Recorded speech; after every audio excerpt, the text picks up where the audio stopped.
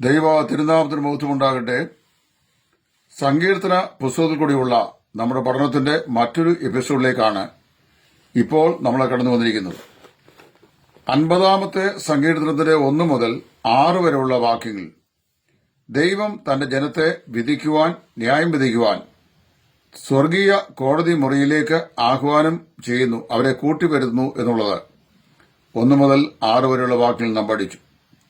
7 മുതൽ 15 വരെയുള്ള വാക്യങ്ങളാണ് ഇപ്പോൾ നമ്മൾ പഠിക്കുവാൻ ദൈവസ്ഥാനിൽ ആഗ്രഹിക്കുന്നത്. 50-ാം സങ്കീർത്തനം 7 മുതൽ 15 വരെയുള്ള വാക്യങ്ങൾ. ദൈവം നമ്മിൽ നിന്ന് ആഗ്രഹിക്കുന്നത് എന്താണ്? നമുക്ക് ദൈവത്തിൽ നിന്ന് ധാരാളം കാര്യങ്ങൾ ലഭിക്കാനായിട്ടുള്ള ആഗ്രഹമുണ്ട്. അങ്ങനെ വരുമ്പോൾ ദൈവം നമ്മുടെ ആഗ്രഹങ്ങൾക്കനുസരിച്ച് നമ്മുടെ ആവശ്യങ്ങളെ അവിടുന്ന് അറിയുകയും അവ നമുക്ക് നേടിത്തരികയും ചെയ്യുന്നു. 14-ഉം 15-ഉം വാക്യങ്ങൾ ശ്രദ്ധേയമായ വാക്യങ്ങളാണ്. അവിടെ ഇങ്ങനെ വായിക്കുന്നു: ദൈവത്തിന് സ്തോത്രയാഗം അർപ്പിക്കുക, അത്യുന്നതന് നിന്റെ നേർച്ചകളെ കഴിക്കുക, കഷ്ടകാലത്ത് വിളിച്ചപേക്ഷിക്കുക, ഞാൻ നിന്നെ വിടുവിക്കുകയും നീ എന്നെ മഹത്വപ്പെടുത്തുകയും ചെയ്യും. അപ്പോൾ ഇവിടെ പറയുകയാണ്, ദൈവത്തിന് സ്തോത്രയാഗങ്ങളെ അർപ്പിക്കുക, അത്യുന്നതന് നിന്റെ നേർച്ചകളെ കഴിക്കുക, കഷ്ടകാലത്ത് വിളിച്ചപേക്ഷിക്കുക, ഞാൻ നിന്നെ വിടുവിക്കുകയും നീ എന്നെ മഹത്വപ്പെടുത്തുകയും ചെയ്യും. വാസ്തവത്തില് ദൈവത്തിന്റെ കോടതി മുറിയിലേക്ക് വന്ന ആളുകൾ, അതായത് ദൈവജനം ദൈവ കോടതി മുറിയിലേക്ക്, മുമ്പേ ഞാൻ പറഞ്ഞല്ലോ, ദൈവം കോടതി മുറിയിൽ ദൈവജനത്തെ ന്യായം വിധിക്കാൻ വേണ്ടി കൂട്ടിവരുന്നു വന്ന് ദൈവത്തിന്റെ കോടതി മുറിയിലേക്ക് വന്ന് ജനം പറഞ്ഞു. എന്തായാലും അവർ പറഞ്ഞത്, ഞങ്ങളെ ന്യായം വിധിക്കാൻ നിനക്ക് സാധിക്കത്തില്ല, ഞങ്ങളെ ന്യായവിധി നടത്തുവാൻ നിനക്ക് സാധിക്കില്ല. കാരണം ഞങ്ങൾ നിനക്ക് യാഗങ്ങളെ അർപ്പിക്കുന്നുണ്ട്. ഒരു നല്ല ഉപാധിയാണ് ഈ ജനം പറയുന്നത്. We are offering you our sacrifices, therefore you can judge us എന്ന് പറഞ്ഞാൽ, ദൈവത്തിന് യാഗം കഴിച്ചാൽ ദൈവത്തെ തൃപ്തിപ്പെടുത്താം, അവന് നമ്മെ ന്യായം വിധിക്കുകയില്ല എന്നാണ് ഇവർ പറയുന്നത്. അപ്പോൾ അവിടെ ദൈവം തന്നെ അവരോട് പറയുന്ന വാക്യങ്ങൾ 8ഉം 9ഉം വാക്യങ്ങൾ പറഞ്ഞിട്ടുണ്ട്. എന്താണ്? 8-ാം വാക്യത്തിൽ പറയുന്നു, നിന്റെ ഹനനയാഗങ്ങളെക്കുറിച്ച് ദൈവത്തിന് അർപ്പിക്കുന്ന കാര്യങ്ങളാണ്.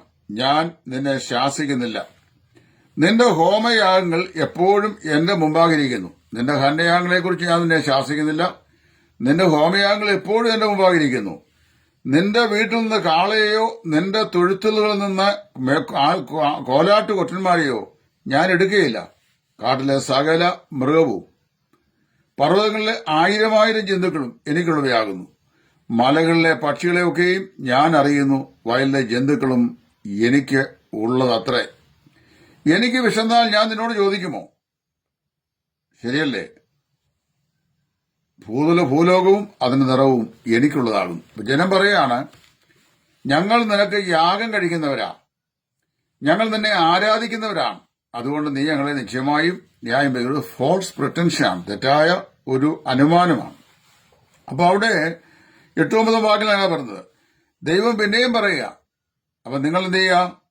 ഞാൻ നിങ്ങളുടെ ഹനനയാഗങ്ങളെ ഞാൻ ഒരിക്കലും അതിലേക്ക് ശാസിക്കുന്നില്ല, ഹോമയാഗങ്ങളെ എപ്പോഴും എന്റെ മുമ്പാകെ ഇരിക്കുന്നുണ്ട്.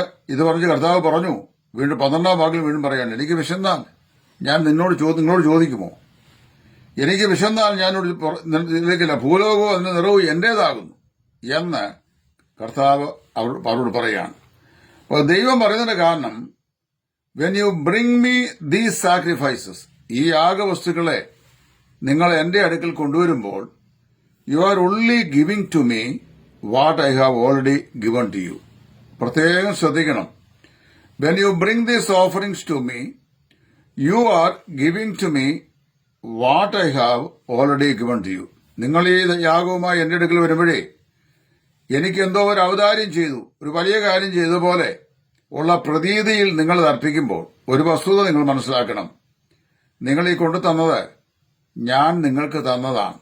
അതായത് ഞാൻ അങ്ങോട്ട് തന്നതാണ്, നിങ്ങൾ ഇങ്ങോട്ട് എനിക്ക് കൊണ്ട് തന്നത്. അതുകൊണ്ട് അതേക്കുറിച്ച് നിങ്ങൾ ചിന്തിക്കുക എന്നാണ്. നാം ദൈവസന്നിധിയിൽ സ്തോത്രാർപ്പണം അർപ്പിക്കുമ്പോൾ, ഇപ്പൊ ഈ അടുത്ത സമയത്തൊക്കെ ചില ആളുകൾ ഞായറാഴ്ച കൂടി വരുമ്പോൾ സ്തോത്രാഴ്ച ആവശ്യമുണ്ടോ, അതിന് വേദപുസ്തകത്തിൽ എവിടെ എഴുതിയിരിക്കുന്നത്, അതിന് വാക്യമുണ്ടോ, അപ്പോസ്തലന്മാർ കൽപ്പിച്ചിട്ടുണ്ടോ, കർത്താവ് പറഞ്ഞിട്ടുണ്ടോ എന്നൊക്കെ ചോദിക്കാറുണ്ട്. കർത്താവ് അപ്പോസ്തലന്മാരും ഒക്കെ പറഞ്ഞിട്ടുള്ളത് അതുപോലെ അങ്ങ് ചെയ്യുന്നു എന്നുള്ള ആ ധൈര്യത്തിലായി ചോദിക്കുന്നത്. വിശുദ്ധന്മാർക്ക് വേണ്ട ആവശ്യങ്ങൾക്ക് വേണ്ടിയും ഉള്ള ധർമ്മശേഖരം, അതേക്കുറിച്ച് ദൈവം പറഞ്ഞിട്ടുണ്ട്. നിങ്ങൾ ആഴ്ചവട്ടത്തിന്റെ 1-ാം നാൾ തോറും കൂടി വരുമ്പോൾ നിങ്ങൾ കരുതി വെക്കണം എന്ന് പൗലോസും പറഞ്ഞിട്ടുണ്ട്. അപ്പം ഞായറാഴ്ചകളിൽ നാം ദൈവത്തെ ആരാധിക്കാൻ വരുമ്പോൾ നാം കർത്താവിന് വേണ്ടി ദൈവസ്ഥലിന് ആരാധന അർപ്പിക്കുന്ന കൂട്ടത്തില് നമുക്കുള്ള സമ്പത്തിൽ നിന്ന് അല്ലെങ്കിൽ നന്മയിൽ നിന്ന് ഒരു ഭാഗം കർത്താവിന് കൊടുക്കുന്നത് ദൈവത്തിന് പ്രസാദകരമായ യാഗമാണെന്നാണ് ദൈവത്തിന്റെ വചനം പറയുന്നത്. അപ്പൊ അങ്ങനെ വരുമ്പോൾ അവിടെ മനസ്സിലാക്കേണ്ട വിഷയം, സങ്കീർത്തനക്കാരൻ ദൈവം പറയുന്നതായിട്ട് പറയുകയാണ്, when you put your offering in the plate, അതായത് സ്തോത്ര കാഴ്ച പാത്രത്തിൽ നിങ്ങൾ നിങ്ങളുടെ സ്തോത്രാഴ്ച അർപ്പിക്കുമ്പോൾ, are you giving God something that is in already his, ദൈവത്തിന്റെ അല്ലാത്ത, അതായത് ദൈവം നിങ്ങൾക്ക് തന്നിട്ടില്ലാത്ത എന്തെങ്കിലുമാണോ നിങ്ങൾ ഈ സ്തോത്രകാഴ്ച പാത്രത്തിലേക്ക് ഇടുന്നത്? എങ്ങനെയൊക്കെയായാലും ഞങ്ങൾ എന്തോ ഔദാര്യം ദൈവത്തിന് കൊടുക്കുന്നു, അപ്പൊ ദൈവത്തിന് എന്തെങ്കിലും ഇത് കൊടുത്ത് ദൈവത്തെ പ്രസാദിപ്പിക്കുക അല്ല. നിങ്ങൾ എനിക്ക് തരുമ്പോൾ നിങ്ങൾ എന്തെങ്കിലും ഞാൻ നിങ്ങൾക്ക് തന്നിട്ടില്ലാത്ത എന്തെങ്കിലുമാണോ നിങ്ങൾ തരുന്നത്? അപ്പൊ ദൈവം ചോദിക്കുകയാണ്, who gives you the strength to work? നിങ്ങൾ ജോലി ചെയ്തിട്ടാണല്ലോ നിങ്ങൾക്ക് പണം ഉണ്ടാകുന്നത്. എന്തെങ്കിലുമൊക്കെ ജോലികൾ വൈവിധ്യതയുണ്ട്. ഓരോരുത്തരുടെയും വിദ്യാഭ്യാസ യോഗ്യത അനുസരിച്ചാണ് അവർക്ക് കിട്ടുന്ന ജോലികളും അവരുടെ സാലറി. അപ്പൊ നിങ്ങൾ ജോലി ചെയ്യുന്നു, ജോലി ചെയ്തിട്ട് നിങ്ങൾക്ക് കിട്ടുന്ന സമ്പത്തില് ഒരു ഭാഗം നിങ്ങൾ ദൈവത്തിന് കൊടുക്കുമ്പോൾ നിങ്ങൾ ദൈവത്തിൻ്റെതല്ലാത്ത എന്തെങ്കിലുമാണോ നിങ്ങൾ കൊടുക്കുന്നത്?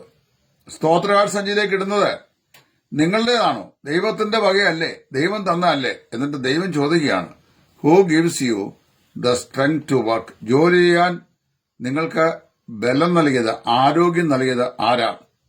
എത്രയോ വിദ്യാസമ്പന്നരായ ആളുകൾ, അവർക്ക് ജോലി ചെയ്യാൻ ആഗ്രഹമുണ്ട്, പക്ഷേ ജോലി ചെയ്യാനുള്ള ആരോഗ്യമില്ല. എന്ത് ചെയ്യാൻ സാധിക്കും? Can they continue to work and then earn money? Work ചെയ്തവർക്ക് പൈസ ഉണ്ടാക്കാൻ സാധിക്കുമോ? സാധിക്കത്തില്ല. അപ്പൊ ദൈവം ചോദിക്കുക, who gave you the strength to work? ജോലി ചെയ്യാൻ നിങ്ങൾക്ക് ആരോഗ്യം നൽകിയത് ആരാണ്? പിന്നെ അടുത്തത്, who protects you to and from work? ജോലിയോടുള്ള ബന്ധത്തിൽ വരികയും പോവുകയും ചെയ്യുമ്പോഴും നിങ്ങളെ സൂക്ഷിക്കുന്നത് ആരാണ്? നിങ്ങളുടെ ജോലിയിൽ നിങ്ങളെ സൂക്ഷിക്കുന്ന ആരാണ്? നിങ്ങൾ ജോലിക്ക് പോകുമ്പോഴും വരുമ്പോഴും നിങ്ങളെ സൂക്ഷിക്കുന്ന ആരാണ്? അപ്പൊ നിങ്ങൾക്ക് ആരോഗ്യം നൽകുന്ന ആരാണ്? നിങ്ങളെ സൂക്ഷിക്കുന്ന ആരാണ്? മൂന്നാമത്തെ ചോദ്യം, who gives you the skill to work? നിങ്ങൾക്ക് ജോലി ചെയ്യാനുള്ള കഴിവ്, അതിനുള്ള സാമർഥ്യം നിങ്ങൾക്ക് നൽകുന്ന ആരാണ്? പല ആൾക്കും വിദ്യാഭ്യാസമുണ്ട്, വിദ്യാഭ്യാസം ഒത്തവണ്ണമുള്ള സാമർഥ്യം അവരുടെ എംപ്ലോയ്മെന്റ് ഫീൽഡിൽ തെളിയിക്കാൻ കഴിയാത്ത പല ആൾക്കാരുമുണ്ട്. അപ്പോൾ കർത്താവ് ചോദിക്കുകയാണ്, who gave you the strength to work? ആരാണ് നിങ്ങൾക്ക് അധ്വാനിക്കാനുള്ള ആരോഗ്യം തന്നത്? Who gave you the protection to and from the work? ജോലിയോടുള്ള ബന്ധത്തിലും ആവശ്യമായ സംരക്ഷണവും കരുതലും നിങ്ങൾക്ക് നൽകിയത് ആരാണ്? അടുത്ത ചോദ്യം, who gives you the skill to work? ജോലി ചെയ്യാനുള്ള കഴിവ്, അതിനുള്ള സാമർഥ്യം നിങ്ങൾക്ക് നൽകിയത് ആരാണ്? അതുകൊണ്ട് നിങ്ങൾ വാസ്തവത്തില് നിങ്ങൾക്കുള്ള ഈ ഭൗതിക നന്മകളിൽ നിന്ന് എനിക്ക് എന്റെ ആലയത്തിൽ എന്തെങ്കിലും കൊണ്ട് തന്നു കഴിഞ്ഞാൽ അതെന്താണ്? നിങ്ങള് ഓൾറെഡി ഞാൻ നിങ്ങൾക്ക് തന്നതിന്റെ ഒരു ഭാഗം നിങ്ങൾ കൊണ്ടുതരികയാണ് ചെയ്യുന്നത്. മനസ്സിലായോ വിഷയം? നിങ്ങൾ ഒരാൾ 500, 1000, 5000 ഒരു ദൈവദാസന് കർത്താവിന്റെ വേലയ്ക്ക് വേണ്ടി നിങ്ങൾക്കുള്ളതിൽ നിന്ന് നിങ്ങൾ കൊടുക്കുമ്പോൾ നിങ്ങൾ എന്തോ ഒരു ഔദാര്യം ദൈവത്തിന് ചെയ്യുന്നതായിട്ടോ ഒരു ഔദാര്യം ഒരു ദൈവദാസ കൊടുക്കുന്നതായിട്ടോ കരുതണ്ട. ഒരു സംഗീതക്കാരൻ പറയുകയാണ്, നിങ്ങൾക്ക് ജോലി ചെയ്യാൻ ബലം നൽകിയത്, നിങ്ങളുടെ ജോലി കാര്യങ്ങൾ നിങ്ങളെ സൂക്ഷിച്ചത്, നിങ്ങളുടെ ജോലി കൃത്യമായി ചെയ്യുവാൻ ബോസിന് തൃപ്തികരമായ നിലയിൽ അത് ചെയ്യുവാനുള്ള സ്കിൽ, സാമർഥ്യം നിങ്ങൾക്ക് നൽകിയത് എല്ലാം സ്വർഗത്തിലെ ദൈവമാണ്. പിന്നെ മാത്രമല്ല, പിന്നെയും പറയുന്നു, അത് ദൈവം നിങ്ങൾക്ക് സമൃദ്ധിയായി തന്റെ കലവറയിൽ നിന്ന് അങ്ങോട്ട് തന്നതിനൊരു വീതം നിങ്ങൾ കൊണ്ടു തരിക മാത്രമാണ് ചെയ്യുന്നത്. അവൾ 14-ാം വാക്യത്തിൽ പറഞ്ഞു. എന്താ 14-ാം വാക്യത്തിൽ പറഞ്ഞത്? ദൈവത്തിന് സ്തോത്രയാഗം അർപ്പിക്കുക. ദൈവത്തിന് സ്തോത്രയാഗം അർപ്പിക്കുക. 2, നിന്റെ നേർച്ചകളെ അവന് കഴിക്കുക. ദൈവത്തിന് സ്തോത്രയാഗം അർപ്പിക്കുക, നിന്റെ നേർച്ചകളെ അവന് കഴിക്കുക. ജോലി ചെയ്ത് പണമുണ്ടാക്കുന്ന ധാരാളം ആളുകളുണ്ടല്ലോ. വിശ്വാസികൾ പോലും ചില ആളുകൾ എന്റെ അധ്വാനം, എന്റെ ജോലി കിട്ടുന്ന ശമ്പളം, എന്റെ നേട്ടം, അത് ഞാനെങ്ങനെ മറ്റൊരാൾ കൊടുക്കും? എന്റേത്. None of these things are yours. ആരോഗ്യം ദൈവത്തിൻ്റെതാണ്, സാമർത്ഥ്യം ദൈവത്തിൻ്റെതാണ്, ജോലിക്കുള്ള അവസരങ്ങൾ ദൈവത്തിൻ്റെതാണ്. അത് ചെയ്യുവാനുള്ള ബലം തന്നത് കർത്താവാണ്. ജോലിയിൽ നിങ്ങളെ സൂക്ഷിക്കുന്നതും കർത്താവാണെങ്കിൽ, നിങ്ങൾ ജോലി ചെയ്ത് കിട്ടുന്ന പണവും കർത്താവിൻ്റെതാണ്. അത് വളരെ ശ്രദ്ധിക്കണം. ദൈവത്തിൻ്റെയാണ്. ദൈവത്തിന്റെ വകയിൽ നിന്നാണ് നിങ്ങൾ ചെറിയ വക. അതുപോലും കൊടുക്കാത്ത ധാരാളം ആൾക്കാരുണ്ട്. നല്ലൊരു പങ്കും ദൈവത്തിന്റെ വേലയ്ക്ക് വേണ്ടി കൊടുക്കാൻ മനസ്സിലാതെ പിന്നെയും കൂട്ടിവെക്കുന്നവരാണ്. കുറ്റപ്പെടുത്തുകയല്ല. അത് നാളെ എന്തിനും ഉപയോഗിക്കപ്പെടും എന്നതിനെക്കുറിച്ചൊന്നും ചിന്തിക്കാറില്ല. കൂട്ടുക, വാങ്ങുക, കൂട്ടുക, ഇൻട്രസ്റ്റും അതിന്റെ ഇൻട്രസ്റ്റും വാങ്ങിക്കുക, പലിശയും കൂട്ടുപലിശയും വാങ്ങിക്കുക. എന്നാലും മറ്റുള്ള ആവശ്യങ്ങൾക്ക്, സഹോദരന്മാരുടെ ആവശ്യങ്ങൾക്ക്, ദൈവദാസന്മാരുടെ ആവശ്യങ്ങൾക്ക്, സുവിശേഷ വേലയുടെ ആവശ്യങ്ങൾക്ക് വേണ്ടി കൊടുക്കുന്ന ആളുകൾ വളരെ കുറച്ചു മാത്രമാണ്. ഇവിടെ ശ്രദ്ധിക്കുമ്പോൾ നിങ്ങൾ വാസ്തവത്തിൽ ദൈവത്തിന് കൊടുക്കേണ്ടത്, ദൈവം തന്നതിൽ നിന്ന് വല്ലതും കൊടുത്താൽ അതിൽ നിങ്ങൾക്ക് ബോസ്റ്റ് ചെയ്യാനത് അവകാശം. ജോലി നിങ്ങൾക്ക് 2 ലക്ഷം രൂപ ശമ്പളം തന്ന ആരാണ്? ദൈവമാണ്. അതിൽ നിന്ന് നിങ്ങൾ കൊണ്ടുവന്ന് നിങ്ങൾ 500 രൂപ സ്തോത്രാച്ചിട്ടാൽ, 1000 രൂപ സ്തോത്രാച്ചിട്ടാൽ, don't boast about it, don't brag about it. എന്നെ ഞാൻ ഇത്രയും കൊടുത്തു എന്ന് പറഞ്ഞ് ചിന്തിക്കരുത്. ദൈവം തന്നതിന്റെ ഒരംശം കൊടുത്തു എന്നേ പറയാം. എന്നാൽ ദൈവം നമ്മിൽ നിന്ന് ആവശ്യപ്പെടുന്ന എന്താണ്? ഈ ഭൗതികമായത് ദൈവം തന്നതിന്റെ വീതം ദൈവത്തിന് മടക്കി കൊടുക്കുമ്പോൾ ദൈവം ആവശ്യപ്പെടുകയാണ്. 14-ാം വാക്യം, ദൈവത്തിന് സ്തോത്രയാഗം അർപ്പിക്കുക. ദൈവത്തിന് സ്തോത്രയാഗം അർപ്പിക്കുക. അപ്പോൾ തന്നെ ഇത് ചെയ്യുക, സ്തോത്രയാഗം അർപ്പിച്ചുകൊണ്ട് നിന്റെ നേർച്ചകളെ അവന് കഴിക്കുക. ദൈവത്തിന് നേർച്ച എന്ന് പറഞ്ഞാൽ ദൈവത്തിന് കടംപെട്ടിരിക്കുന്ന ദൈവത്തിന് ചെയ്യാന്നുള്ളത്. പല ആളുകളും ചോദിക്കാറുണ്ട്, തൈത്തിങ്, അതായത് ദശാംശം പുതിയ നിയമത്തിന്റെ പഠിപ്പിക്കലാണോ? ഞാൻ അതിന് മറുപടി പല പ്രാവശ്യം പറഞ്ഞിട്ടുമുണ്ട്. There is no tithing rules governed in the New Testament. ഒരു വിശ്വാസിക്ക് കിട്ടുന്ന തന്റെ സമ്പത്തിന്റെ 10-1 ദശാംശമായി കൊടുക്കണം എന്നൊരു റൂള് ദൈവത്തിനില്ല. എന്നാൽ ഒരു റൂള് പറഞ്ഞിട്ടുണ്ട്, ഓരോരുത്തരും താന്താന്റെ പ്രാപ്തി പോലെയും പ്രാപ്തിക്ക് മീതെയും കൊടുക്കട്ടെ. ഞാൻ വായിച്ച് മനസ്സിലാക്കുന്നത്, പഴയ നിയമത്തിൽ സമാഗമന കൂടാരത്തിൽ ശുശ്രൂഷ ചെയ്യുന്ന പുരോഹിതനും പുരോഹിത പുത്രന്മാരുടെയും ആവശ്യങ്ങൾക്ക് വേണ്ടി മറ്റുള്ള ഗോത്രക്കാരെ സ്വമേധയായി വേർതിരിച്ച് അവരുടെ 10-1 കൊടുക്കണമായിരുന്നു. എന്നാൽ പുതിയ വിശ്വാസി 10-1 മീതെയാണ് കൊടുക്കേണ്ടത്. ദശാംശം കൊടുക്കേണ്ടത് ദശാംശത്തിന് മീതെയാണ്. എന്ന് പറഞ്ഞാൽ ദശാംശത്തിലും അധികമാണ് ദൈവത്തിന്റെ വേലയ്ക്കുമായി കൊടുക്കേണ്ടത്. നിങ്ങൾ ദൈവത്തിന് സ്തോത്രയാഗങ്ങളെ അർപ്പിക്കുക, അവന് നേർച്ചകളൊക്കെ pay and do vows to the most high. ദൈവത്തിന് എന്ത് ചെയ്യുക? നേർന്ന നേർച്ചയെ കഴിക്കുക. ദൈവത്തിന് കടംപെട്ടിരിക്കുന്നത് ദൈവത്തിന് കൊടുക്കുക. അങ്ങനെ ദൈവത്തിന് നമ്മുടെ നിന്ന് വേണ്ടുന്നത് എന്താണെന്നറിയാമോ? The sacrifices God wants most from us originate in our hearts.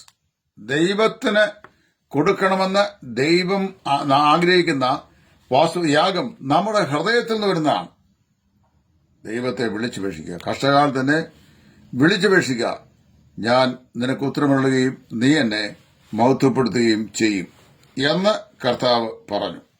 അപ്പൊ ദൈവത്തിന് ചെയ്യുക, ദൈവത്തെ നാം വിളിച്ചപേക്ഷിക്കുക, ദൈവത്തെ അനുസരിക്കുക, ദൈവത്തിന്റെ നാമത്തെ വിളിച്ചപേക്ഷിക്കുക, ദൈവത്തെ അനുസരിക്കുക, പിന്നെ ദൈവത്തിന് സ്തോത്രം അർപ്പിക്കുക, ദൈവത്തോട് പ്രാർത്ഥിക്കുക, ദൈവത്തിന്റെ നാമത്തെ വിളിച്ചപേക്ഷിക്കുക, ദൈവത്തോട് അനുസരണം കാണിക്കുക, ദൈവത്തിന് നന്ദി പറയുക, ദൈവസന്നയിൽ പ്രാർത്ഥന ചെയ്യുക. ഇങ്ങനെ ചെയ്യുമ്പോൾ എന്തോ സംഭവിക്കും? 15-ാം വാക്യം, ബ്രിങ് ടു ഹിം പ്രയർ. നിന്റെ അപേക്ഷകളെ ദൈവത്തിൽ അറിയിക്കുക. അങ്ങനെ വരുമ്പോൾ when we bring these sacrifices we glorify the Lord. ഇപ്പൊ ദൈവം ആഗ്രഹിക്കുന്നത് നമ്മുടെ ഭൗതികമാകുന്ന സ്തോത്രാർപ്പണം മാത്രമല്ല, അത് നിശ്ചയമായും കൊടുക്കണം. ഈ സ്തോത്രാഴ്ച ആവശ്യമുണ്ടോ, കൊടുക്കണ്ടോ എന്നൊക്കെ ചോദിക്കുന്നതൊക്കെ ലുബ്ധന്മാരാണ്. അതും കൂടെ സ്വന്തം ആവശ്യത്തിന് വേണ്ടി ഉപയോഗിക്കാം എന്നുള്ള ആഗ്രഹത്തിൽ അത് സൂക്ഷിക്കാൻ വേണ്ടിയാണ് ഈ ന്യായാന്യായങ്ങൾ പറഞ്ഞ പുതിയ നിയമത്തിൽ പറഞ്ഞിട്ടുണ്ടോ, കർത്താവ് കൽപ്പിച്ചിട്ടുണ്ടോ, അപ്പോസ്തലന്മാർ വിശ്വാസികളായ സഹോദരന്മാര് ദൈവത്തെ ആരാധിപ്പാനും ദൈവസന്നിധിയിൽ ധ്യാനിപ്പാനും ഒക്കെയായി കൊടിവരുന്ന കൊടിവരവുകൾ തങ്ങൾക്കുള്ള ഭൗതിക നന്മകളിൽ നിന്ന് അവർ കൂട്ടിവെക്കുന്ന ശേഖരമാണ് ദൈവരാജ്യത്തിന്റെ അഭിവൃദ്ധിക്ക് വേണ്ടിയുള്ള ശുശ്രൂഷയ്ക്കായി വിനിയോഗിക്കേണ്ടത്. അതുകൊണ്ട് നിശ്ചയമായും നിങ്ങൾ സഭായോഗങ്ങൾക്കായി വരുമ്പോൾ ദൈവം നിങ്ങൾക്ക് തന്ന ധനശിക്ഷത്തിൽ നിന്ന് ഒരംശം, നല്ലൊരംശം അവിടെ സ്തോത്ര അർപ്പണമായിട്ട് അർപ്പിക്കണം. അതാണ് കർത്താവിന്റെ വിലയ്ക്ക് വേണ്ടി ചെലവഴിക്കുന്നതും ചെലവായി പോകുന്നതും. ഒരു സഭ കൂടി വരുമ്പോൾ ഇങ്ങനെയുള്ള ധനശേഖരം പിന്നെ എങ്ങനെ ആ സഭയ്ക്ക് മറ്റുള്ള ദേവദാസന്മാരെയും കർത്താവിന്റെ വേലയും അതിനുള്ള ചെലവിനെയും വഹിക്കാൻ സാധിക്കും? അതുകൊണ്ട് ബൗണ്ടിഫുള്ളി, വിൽഫുള്ളി നിങ്ങൾ എന്ത് ചെയ്യണം? കൊടുക്കണം. പ്രൊപ്പോർഷണലി കൊടുക്കണം. പ്രാപ്തി പോലെയും പ്രാപ്തിക്ക് മീതയും കൊടുക്കണം. 2 ലക്ഷം രൂപ ശമ്പളമുള്ളവൻ 10 രൂപ കൊണ്ട് സ്തോത്രാച്ചടിയല്ല ചെയ്യേണ്ടത്. തനിക്ക് ദൈവം കൊടുത്തതിന് ആനുപാതികമായി ദൈവത്തിന് കൊടുക്കണം. സർവോപരി ഹൃദയത്തിൽ നിന്ന് ദൈവത്തിന് സ്തോത്രയാഗം അർപ്പിക്കണം. അങ്ങനെ സ്തോത്രയാഗം അർപ്പിച്ചുകൊണ്ട് ദൈവത്തെ വിളിച്ചപേക്ഷിക്കുക, ദൈവത്തെ അനുസരിക്കുക, ദൈവത്തോട് നന്ദി കാണിക്കുക, ദൈവസ്ഥനിൽ പ്രാർത്ഥിക്കുക. കർഷകാലത്തിനെ വിളിച്ചപേക്ഷിക്കുക, ഞാൻ തന്നെ വിടുവിക്കുകയും നീ എന്നെ മഹത്വപ്പെടുത്തുകയും ചെയ്യും.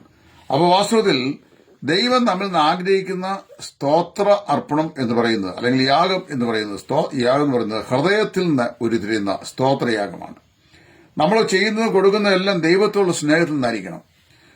നമുക്ക് സ്നേഹമില്ലാതെയും കൊടുക്കാൻ സാധിക്കും. ഇപ്പോൾ വലിയ താല്പര്യമൊന്നുമില്ല, എന്നാൽ ചുമ്മാ ഇരിക്കട്ടെ ഒരാൾക്ക് എന്ന് പറഞ്ഞ് ഒരാൾക്ക് 500 ആയിരം കൊടുക്കാം. എന്നാൽ സ്നേഹമില്ലാതെയും കൊടുക്കാൻ പറ്റും. എന്നാൽ കൊടുക്കാതെ സ്നേഹിക്കാൻ പ്രയാസമാണ്. നമുക്ക് ദൈവം തന്നത് ആത്മീയവും ഭൗതികവും. ഭൗതികമായ നന്മകൾ നിന്ന് കർത്താവിന് കൊടുക്കുക, ഹൃദയത്തിൽ നിന്ന് ദൈവത്തിന് സ്തോത്രയാഗം അർപ്പിക്കുക. അതാണ് ദൈവം നമ്മിൽ നിന്ന് ആഗ്രഹിക്കുന്നത്. ദൈവം ആവശ്യപ്പെടുന്നതും അതുതന്നെയാണ്. ധനപരമായ എല്ലാ നേട്ടങ്ങളും ദൈവം നമുക്ക് തന്നതാണ്. തന്നത് ഇങ്ങോട്ട് വാങ്ങിച്ചിട്ട് അങ്ങോട്ട് കൊടുക്കുക. ദാവീദ് ദൈവസന്നിധിയിൽ പ്രാർത്ഥിക്കുമ്പോൾ ദിനവൃത്താന്ത പുസ്തകം എന്താ പറയുന്നത്? നീ എനിക്ക് തന്നിട്ടുള്ളവയിൽ നിന്ന് ഞാൻ നിന്റെ ആലയത്തിന്റെ വായിക്കായി ശേഖരിച്ചു വെച്ചിട്ടുള്ളത്. അപ്പൊ ദൈവം തന്നിട്ടുള്ളത് അങ്ങോട്ട് കൊടുക്കുക. അതിന് കണക്ക് പറയേണ്ട ആവശ്യമുണ്ടോ? ഇല്ല.